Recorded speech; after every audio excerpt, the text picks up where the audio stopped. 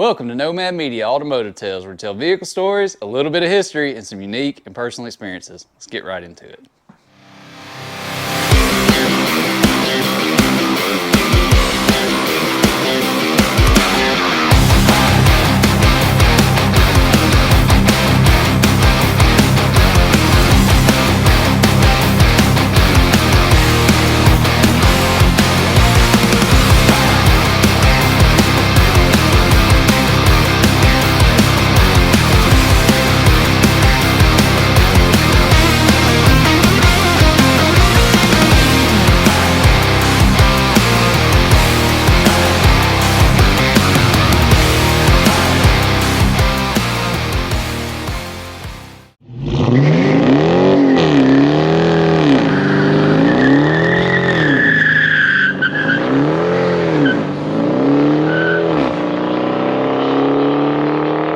Welcome back, and today we have Shane Stack with his 1986 Monte Carlo, believe it or not.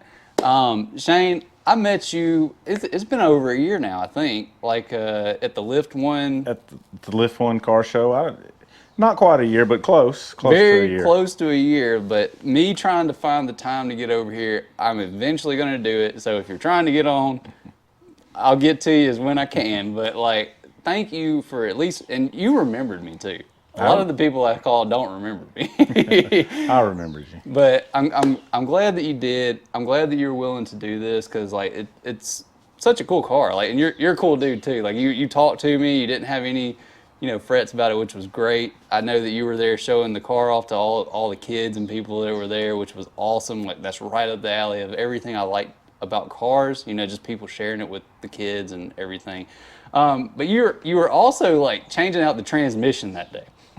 And I promise you, like, I was telling myself, I'm like, man, this guy brought a race car with no transmission. It ain't gonna run by the end of the show. It ain't gonna crank up or nothing like that. They probably pushed it off the trailer, which I don't know if I was there or not when you showed up, and I promise I was not paying attention when you unloaded. So it's like, but you didn't have a transmission in it, and I was pleasantly surprised. By the end of the show, you had a transmission in the car with it running, which was wild. Well, you got to be able to do it fast. You go a lap down. I'm sure you're going to get into that with your stories because I don't know anything about drag racing. Or at least I'm going to act like I don't, because what I know is probably less than that, in all honesty. But man, let me just hand this off to you then, because I know this car has a lot of history and we're going to get some good stories out of you. And I can't wait to hear them. All right, I'm Shane Stack. This is my 86 Monte Carlo SS. I've had this car since I was 16 years old, and my father bought this car new in 86. I always liked when this body style first come out. I really liked them, and my dad lives in Baton Rouge, okay. And I lived here with my mother since. That's a whole nother story. But anyway, did not realize my dad had got one. Went down there to stay for the summer, and he had one. And I was like, man, I just always liked this car. Thought they was cool. Still think they have a street car done up just like it. I mean, they're just the best car Chevrolet ever made. And so then when I turned 16, I had to get good grades. But I guess I studied that first 6 weeks there ever to make sure I had good grades. Got the car. Of course, it was all stock at the time, and then being 16, I was a stereo guy. I had 212 stereo bumping. I was really cool. And the original motor blew up, and at the time, my dad had a '66 Corvette that had the wrong motor in it, and he was going to have to help me get a motor, of course, and he wouldn't let me put anything but a 305 in there because it messed up the value of his car because it had the wrong motor, and this car was going to be worth something one day, so we could only put a 305 back in there, which was whatever. I just wanted my car back running, so we got a 305 crate motor from the Chevrolet dealership and put in there. Well, the other motor that was in there was so wore out and bad when I put this one in there, I mean, this thing felt fast. Yeah. I was like, whoa. So then it just started progressing into here we are. I started street racing, which was not a good idea, but anyway.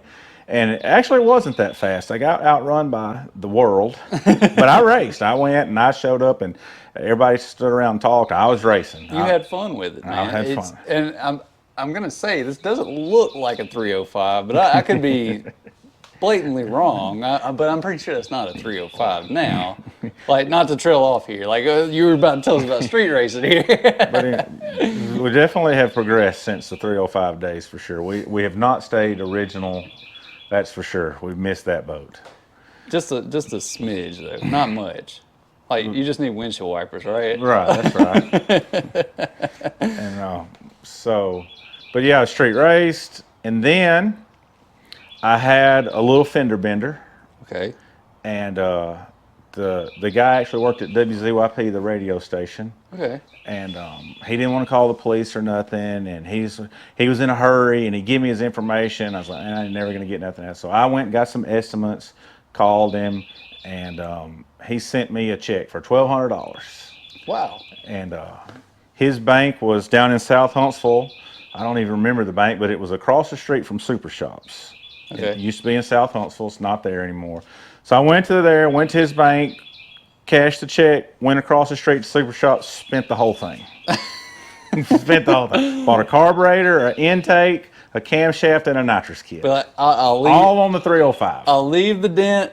The dent's fine. Let's make this 305 more horsepower. I need to be able to win. Put all that in there in 1 week, went back to Martin Road, and outrun everybody. It was the greatest day ever. It was great. And then from there, it has just been no telling how many more $1,200 checks, a lot, to where we are today for sure. I started full-time racing the car. So I street raced, got in a bunch of trouble street race. I bracket raced. So right at the end of high school, I run foot brake. And then What does that mean for people who don't know? So in bracket racing, you kind of race yourself or race the clock, and you put a dial in on your car that you're going to run, and you try to cut a light, and then you just run in your own time. But in foot brake, you have no electronics in the car, and you just take off with the foot brake. You switch feet, let off the brake, hit the gas. No trans brake, no button to let go of, no delay box that counts to hold the car. So I run that, and then this class called 620 heads up come around. Okay. And it got real big around here. And 620 heads up is everybody's dialed in on a 620. You can't go faster than 620 or you lose. Okay. So, and it was street type cars, small tire, street type cars, not, regular big tire bracket car, race cars, Something you might actually see on the street. Correct. And at the time this car was, it really, and I could not run 620, so it was heads up to me. I was all in. Okay. And I raced that from, I couldn't even say when I started racing 620. I raced it up until 2004. How did you do in 620? So the very first race I ever went to, I runnered up in. And it was out here at Huntsville Dragway. And I guess that really just reeled me in good and tight there. Was the person who beat you actually like a guy who dialed in on 620, like had that fast car? Yeah, he did have a 620 car. It was Neil Hawkins. He's still around racing today. So the reason I asked that, or wanted to ask on that, is like, you don't have to win to get into the sport, and you really don't have to have a car that's built for that. I mean, it's probably a bit different these days, in which you can shed some light on that, but you can get involved. You can try it.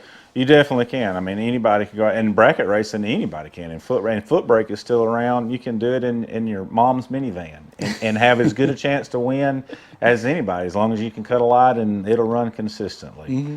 And I lost where we were. Well, I know. It's okay. Well, I'm gonna keep you off on it. So it's like, maybe when I start doing some of my little stuff here, then I need to link up with you and take that car one day, like which I'll tell them about that later. But maybe I need to do that at some point with you, though. But you were talking about 620, and you're moving on the next right. the next thing you move to in drag racing.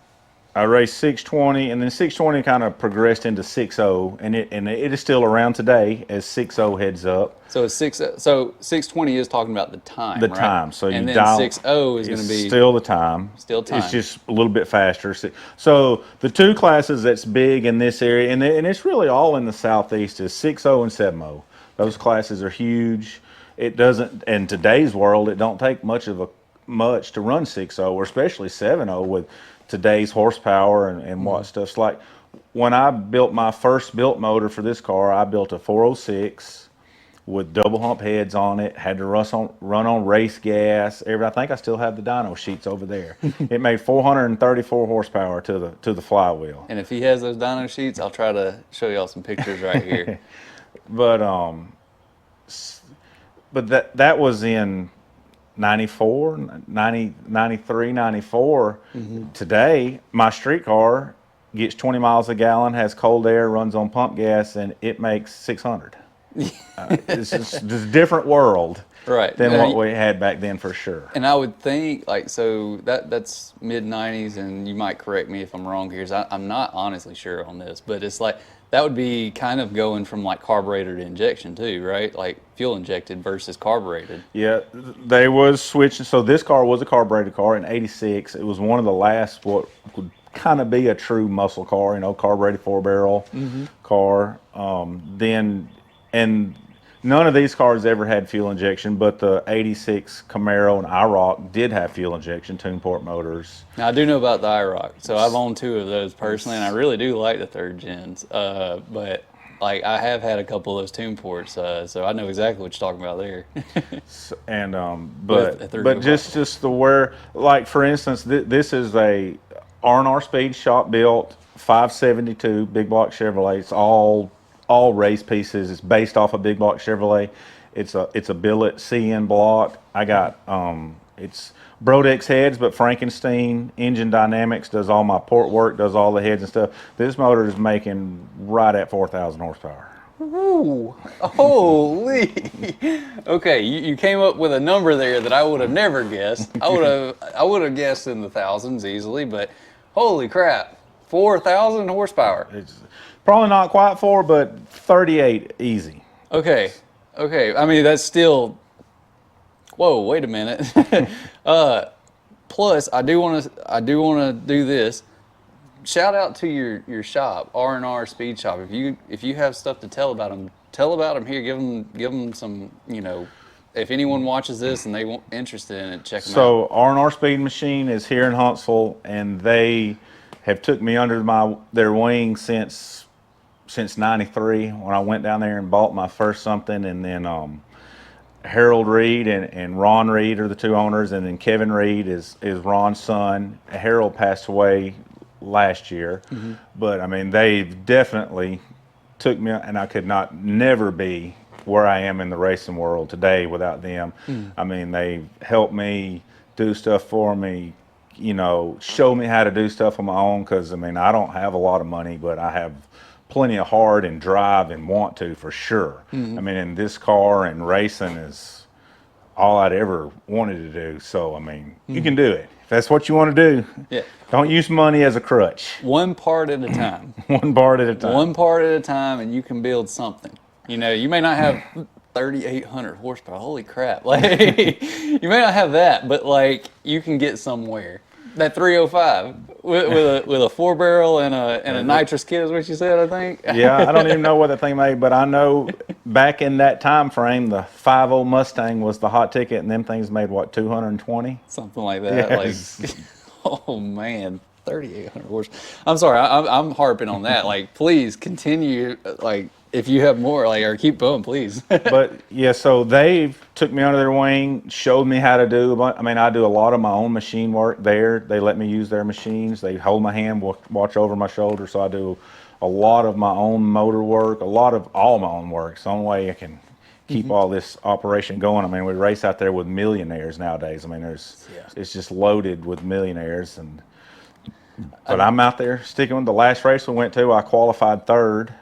Oh wow! And then broke a gear at 8 cars. But I mean, the car is running great. My best time to date is I've been 386 at 194 in the eighth of a mile.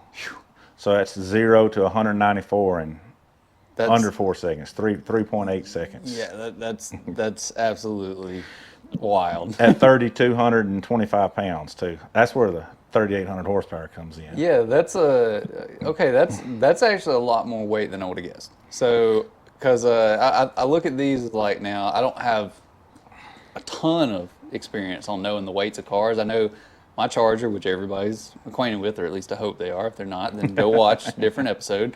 I know that weighs in at like 4,000 pounds. Then you look at a modern Challenger, because Mopar guy, so I know some of the Mopars. That's like 540. Is it either 46 or 56? They're probably bad heavy. Like they're really heavy. They're heavier than my Charger is. And people ask me all the time. They're like, "Man, that thing must be a heavy car." I'm like, honestly, it's lighter than most of the modern cars. And then I think back to a Honda S2000, which that's just that random curveball out there. But that thing weighed 3,000 pounds. So I'm like, this weighs more than my Honda did. This way, I don't know how light I can get it down to, but we have a minimum weight that we have to weigh. Okay. So this motor combination and everything that I run has to weigh 3,225 pounds. So it has lead ballast placed in it, and there's some on the front right there. It's probably got around 200 or 250 pounds of ballast in it. So I mean, I can get it down lighter than it is. So you're heavier now than it would. Okay. That makes more then sense. just bare minimum is I can probably get it with me in the car, and that's 3,200 with me in it. Okay. And I'm 200, 250. Okay, so it is like a 3,000 pound car. 3,000 pound car. Plus extra weight, so it's probably more like a 27, 2,700 pound. Right. So it's like, bear with me out there. I'm not a drag racer, right? So anybody who's watching that is, I'm not a drag racer, but you have to bear with me too. So when I say things, I'm like, well, I don't know anything about it. So, but that's why I appreciate you taking the time too to, hey, tell us your stuff, But that's man. So now I'm thinking 2,700 pounds. 3,800 horsepower. Man, that's just wild. That's absolutely wild. I would have never guessed, which I've already stated, so I'm repeating myself. But let me just let you keep going, because you're blowing my mind here with this. This is an awesome piece of equipment. So, as far as 3,800 horsepower, a lot of that has to do with. I run 2088s, which are class legal turbo. You can only run 88 millimeters, so it's got 2088 millimeters. And they are a local guy, Forced Inductions, Jose Zalas. Hope I'm saying that's right. Okay. And he does all my turbos, and his turbos are really nice pieces. I mean, he by all means mention anybody if they have shops or anything on this. Give them some credit here, man. Like, I'll try to get all their information from you and link it in the description. That way, if anyone's interested in hitting them up, hey, tell them Shane sent you. Like, it may not help you at all, but like, at least it gives him some. But like I said, the turbos make all the power. Make 90% of the power comes from them, and the motor's got to hold it. Yeah. I could put a small block behind here and make 3,800 horsepower with a small block, because the turbos make all the air and make the power, and that back there has got to hold it. So is that the mentality you approach this at? Is that how most drag racers approach it, where it's like, okay, well, I'm going to get my power from, I call this a super kit. And then in a turbo application, that is about 100% the rule. You may change your torque curve and move some stuff with different motors, but like say, so this motor makes 54 pounds of boost too. 54 pounds of boost. Okay, that's wild. So if it was smaller, if it was a small block or 400 inches, I mean, it would probably make 70 or 80 pounds of boost to get that same power. Which would be really hard to make live. Yeah. Okay. So, but the turbos are the heart and soul, and where all the power comes from, for sure. And this back here has got to hold it. And I mean, there's stuff to making power with that too, but a lot of it's the lungs on the front. Okay. He's telling you some secrets of the trade here, guys. Like, pay attention, Matt. And the name of the game, everybody out there is close in power range, and it's a tuner's game. Chris Terry from CTR Race Cars is a real good friend of mine, and me and him's been racing together since '09, I guess. and he does all my tuning, and he done most 90% of the car that's done now. He's done at his race shop. Me and him's done. I go over there and work on it. The double frame rail, all the front stuff he's redone, and does all. So it's really power management. So this thing is under power management to probably close to 2 seconds, and then from 2 seconds on, it's all I got. But before that, we're pulling power to get down the track to make it work. But from high gear, once you go into high gear, you're pretty much all in. Man, that's wild. You can't use it any sooner than that, or I ain't been able to yet. I ain't saying you can't. You got to figure it out, right? It's a figuring it out game for you then, right? The best 60 foot I've had is 994, so that's goes 0.994 under a second, and go 60 feet in under a second. Wow. Wow. I was about And to. it's probably, I would have to do some math and look, but I mean, I would have to say that's probably 65, 70 miles an hour at that soon, if not faster than that, probably in 60 feet. Yeah, I'd have to do the math too, which I'm not. I can look. I'm not going to try. Right I got data logs on everything, and I can see the dry shaft speed. It would be easy to figure, but I've never tried to. But so I have data, every run data's shock travel, chassis height off the ground travel, just tons of squiggly lines to look at when you get back. I mean, you can't do all that by the seat of your pants. I mean, you feel something and you think you feel something, you go look at the data and say, that's not what I felt at all. Yeah, just totally something different. Like it wasn't my U joint going out. It was something else. Like, I was honestly about to ask you the question of like, is there like, are there any races that really stand out in your brain right now? That's like, that's like, man, that was cool, fun, like terrible.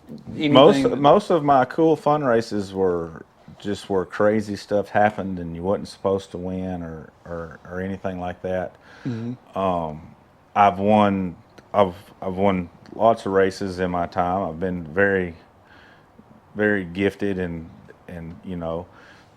to win a lot of races throughout the years. I'm in a bit of a slump right now. I haven't won one in a while, but the biggest race we go to would be like the small tire or radial. I run radial. Super Bowl is the lights out race in Valdosta. It's in February. It just passed actually, and I've actually won that race I won it 4 years in a row. I've been in quite of a drought. I hadn't won it in several years, but I've been fortunate enough to win that big race. Several. Are you sure you're in a drought, or are people that are like getting better? Like, Yes, I would say. So in the past, it's like you're still just as good. People are just getting better too. And the competition is way more fierce now than it has ever been. The last race we was at, I mean, it was just crazy. I qualified third with a 386, which if you would have said it's going to go 386 a year ago, it'd be like, you wouldn't know. So from 16 cars, from number 1 to number 16 was a 385 to 399. Okay, so that's not much at all. Like anyone on that could win that race at any time. It's all reaction time, getting down watching that light, everything like that. And in the past, there would maybe be 4 cars that were standout cars.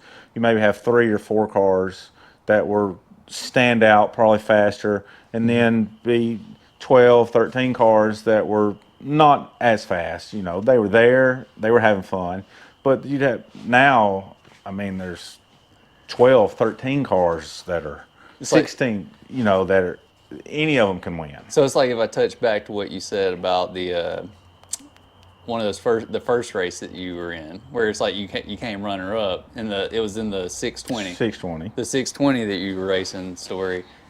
It's like back then, that one guy was dialed in, right? That's what you were saying. Right. And then you were just kind of there racing, having fun and everything. And it's like you had that gap there between you and him. So yeah, of course, like if he didn't win first, well, now we got questions like what's going on here. But that's what I'm seeing there. Like, and racing there's so much luck involved. You gotta have at least that one round that you just luck through. You got to have that one lucky round. I mean, you can't skill, but you got to have luck. You got to It's, have a it's lot talking of about the luck. $1 million teams too that you were mentioning earlier as well. Like those teams, like so I don't know the racing world. I know the car show world pretty well. And like when I think about $2 million cars, I think about like Riddler Award, which harkens back to a episode 2 or 3 back from this one. There was a guy that was participating at World of Wheels with me for Riddler Award, and he's like, he just had a little bitty old T bucket Yeah. car that he built with his dad, and their small shop up in Indiana, and they're going up against cars that have $2 million a piece, just dropped into the trailer, just the trailer, not the car. So it's like that's where I'm thinking in terms of like yeah, I agree. Like I'm not against it at all. Like I would say there has to be luck involved because you you were saying just taking your words like you don't have $2 million in this car, or you might, I don't know, Maybe but collectively over the years. collectively in a long span where some of these teams probably have it in the last year. 2 million is probably stretched, but there's probably several out there that spend 1 million in 2 years, I'd say. Well, okay, the million's a big number, so let's, It's a let's big just say number. it's got 200,000 under the hood, For sure. like For sure. but And that they would have be 3 or 4 of those motors yeah. sitting there ready to go. Yeah, so when they have And to then, change out a transmission, they're not doing it at a car show. They're doing it. well, and it just gives them money to test, rent tracks, go test, run. It's all about repetition and laps and trying stuff and learning stuff. So just, money to do all that. Yeah. Just figure stuff out. And you can get way ahead of the game. Yeah, you were mentioning you had charts, data, and all this stuff.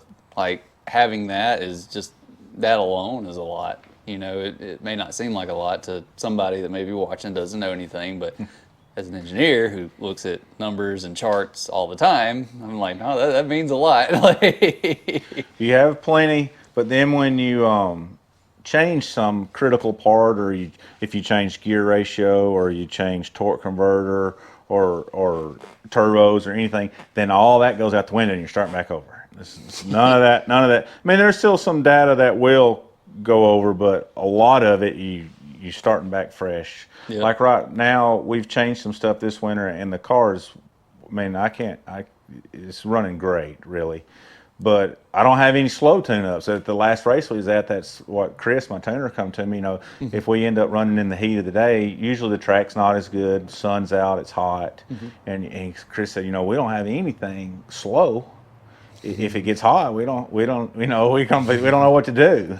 The slowest tune-up I got right now is 395, and we've put that in there when it's hot like that. And I tell Chris, I said, how crazy is it you think you would ever say, let's just put that nice easy 395 in there and just get down right here? I said, that just blows my mind. When I first started racing heads up, 580s was fast. 580s it just sounds blistering fast to me. 580s was fast, and The 620s sound fast to me, so I'm like, 580s was fast. We had way tighter rules than this for sure, but it was in 2004, and so 2000, just to show you how much it progressed from 2004 to 2005. I ran 520s in 2005. Jesus, It just progressed that much, and then it's just. I mean, it's not slowed down. It's got to slow down. It's got to be. 2017. I ran 413 in 2007. So it has slowed down from 17 to now, but it's still. I mean, eventually, you can't go any faster, right? I mean, something. pick a class and stick with it, right? And the crazy part is a lot of the stuff that I'm running 380s with now is the same thing that I had when we was running 460s. It's like, whoa, how dumb were we back then? I mean, how come?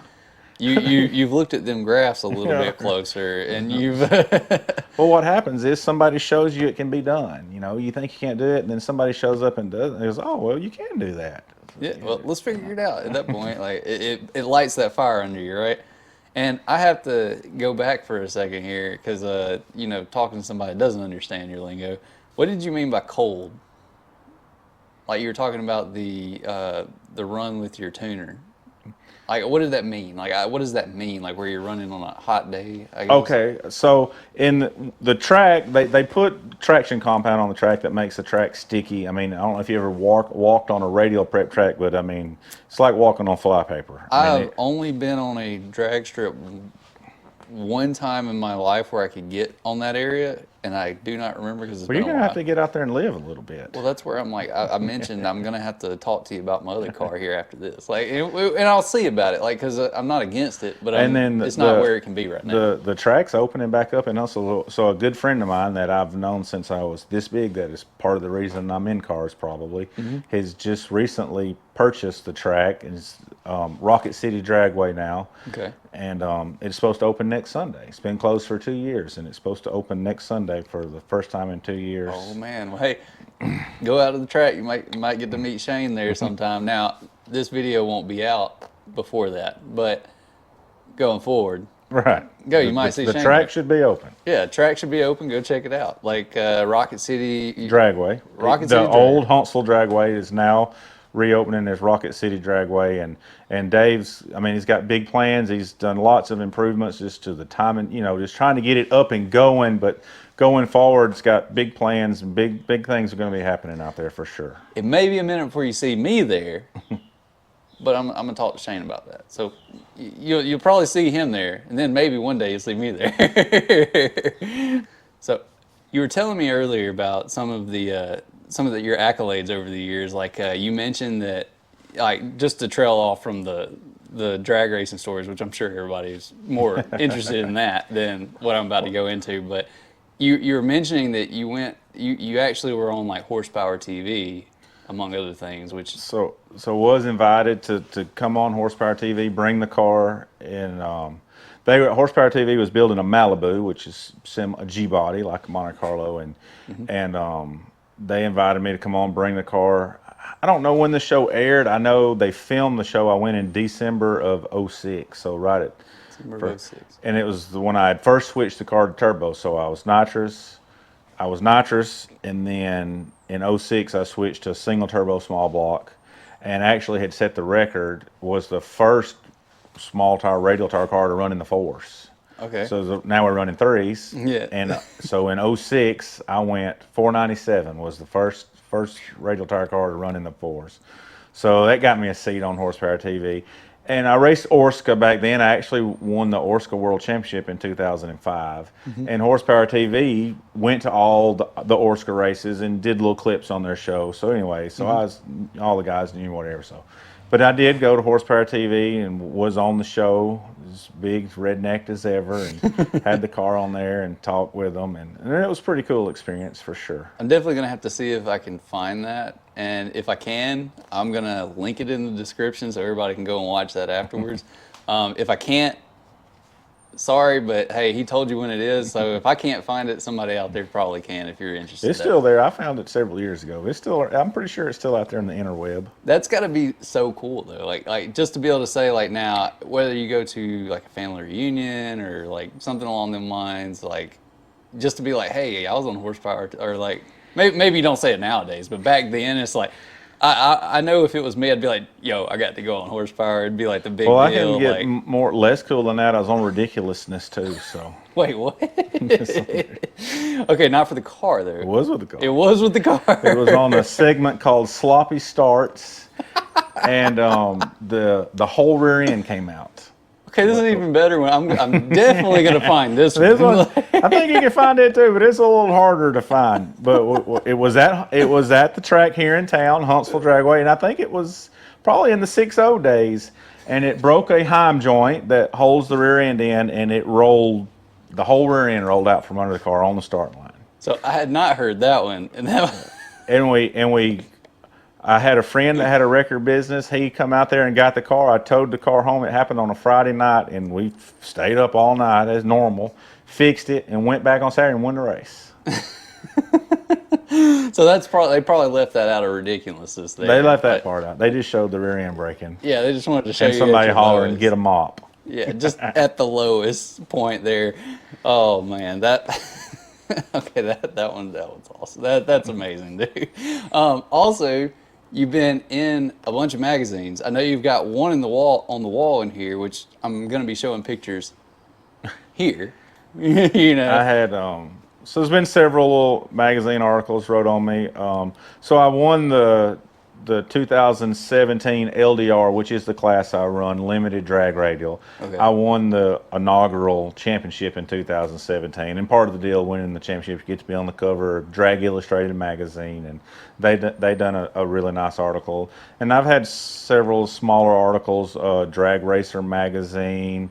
Had a little clips in Hot Rod even, but just small stuff. But that was cool to have a whole big article done, and I was on the cover. Yeah, you definitely like it's history, man. Like, and that's where I'm like, it's cool just to think about that. Like, it's cool to think about that. Like for someone like me, you know, you have your dad's car, or this was your dad's. This is my dad's. This was your dad's. The other one is yours. Correct. Okay, this is your dad's car that you're racing with. Like, Knows nothing about racing. Well, just to make sure. So he probably looks at this then, where's that 305? Exactly. But you race with your dad's car. You've got accolades from it. You've gotten these opportunities that some people would just think are amazing, you know, and I think they're amazing, you know, like, we're going to get a bird in here. But, like, I think they're amazing. Like, to get on, like, Horsepower TV, anything on TV, I feel like is, especially for, like, the time, like, you said 2006? 2006, yes. Like, especially for like 2006, because TV was a much bigger thing. Like nowadays, yeah, YouTube is probably, if you can get on a big YouTube channel, it's Right. probably the bigger thing. But like back in 2006, you get on a TV channel, it's like, man, that's awesome. Like, that's so cool. Like, now the magazine thing, I still think that's cool, but I also am not, like, I don't have blinders on to the fact that magazines are kind of that dying, They definitely medium. Drag Illustrated still publishes and still sends out, but you can't buy it on the newsstand. It's prescription based only. But I mean, they do several, and I have one. I'll give you one. Oh, that'd be awesome, dude. Like, yeah, I'll take it home with me, read through it, and then when I'm done with it, I'll give it back to you. Because I'm like, if I keep it, it will end up in the trash at some point. So it's like, It'll be okay. let me get it back. But are there any other stories that you may like to mention here before we move on into the next portion here? So you were asking about some standout races, and just a few. Of course, the big races I told you about, Valdosta winning. It's like the granddaddy races, you know. But just some races that were kind of special and exciting. We was in Commerce, Georgia, at a Orska race, back in 2006. I'm not sure.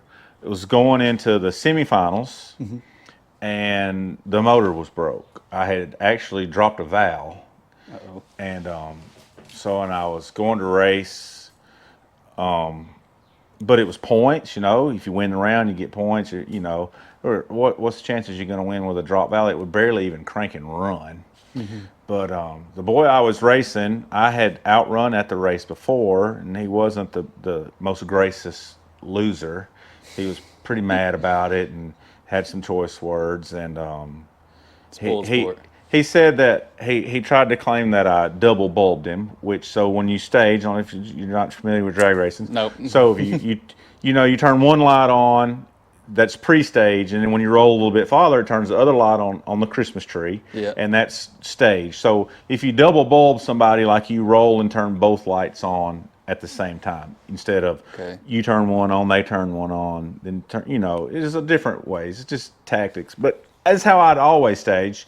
I would always let them turn one bulb on, and back in the day, I would always roll two. This is just how I staged. I'd always done it like that. Well, he took exception to that and was mad, said I, didn't cheat him. It's legal, but he thought it was dirty pool. And I was like, and he said, well, next time we race, I guarantee you won't double bulb me, or I'll stage before you. He was mad. So next race, I'm having to race him at the semifinals, but the motor's broke. And I was like, there's no way I'm not going up there. I'm not going. And he's done telling, I'm going to go up. So I go up, the car barely runs. So he had a nitrous car. I had a single turbo small block. And so he couldn't really tell that it wasn't hardly running. So when it went up there, when we done our burnout, I didn't even do a burnout. I just went up there and rolled both lights on and cut my car off. So I'm sure that got in his head pretty bad, and he's over there, revving it up. Well, when he goes in and when he stages and floors it, it backfires out the carburetor and kills his car. Oh, God. Well, the tree drops, and neither one of our cars are running. And my crew, they're up there screaming. Everybody's going crazy. I'm trying to get this thing to crank, and I get it cranked and drive down the track with a drop valve and win around. It was the greatest thing ever. It was great. Slowest pass ever made. Every time I put it in high gear, it would go dead. I had to pull it back in low gear. So what was your time? Well, now I don't even know what it run, but the wind light come on. Tree drop, neither car's running. We're just sitting there. Oh my gosh, man, that is a great story right there. Well, man, how about we get into hearing this thing run? Because I'm sure that everybody knows what's coming up after the interview, and I'm sure people are wondering what the heck is this thing going to sound like. I think she'll start up. All right, well, let's do it, man.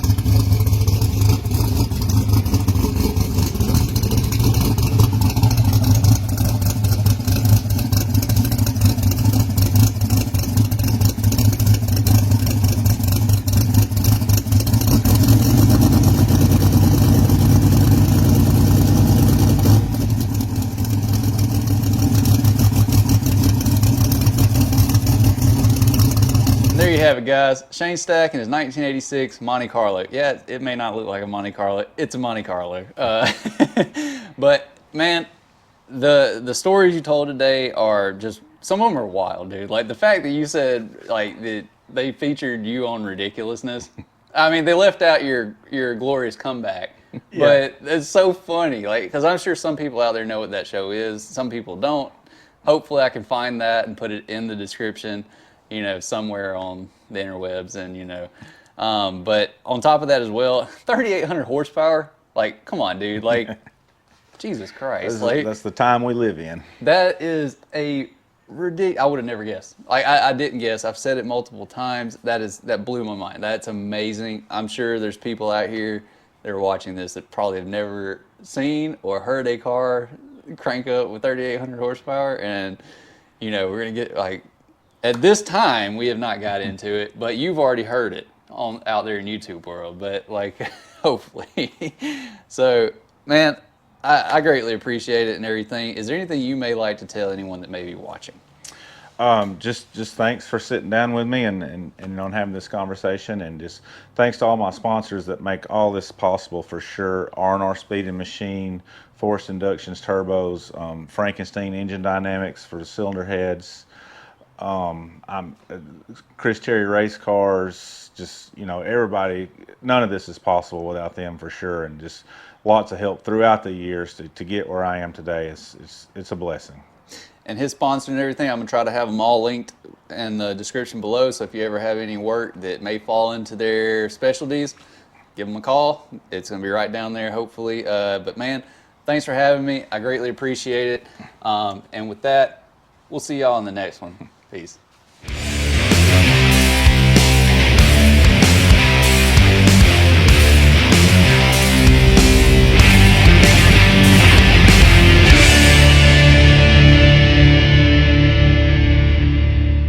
See you at the next car show, okay? And there you have it, guys. Be sure you like, share, subscribe, and I'll see you in the next one.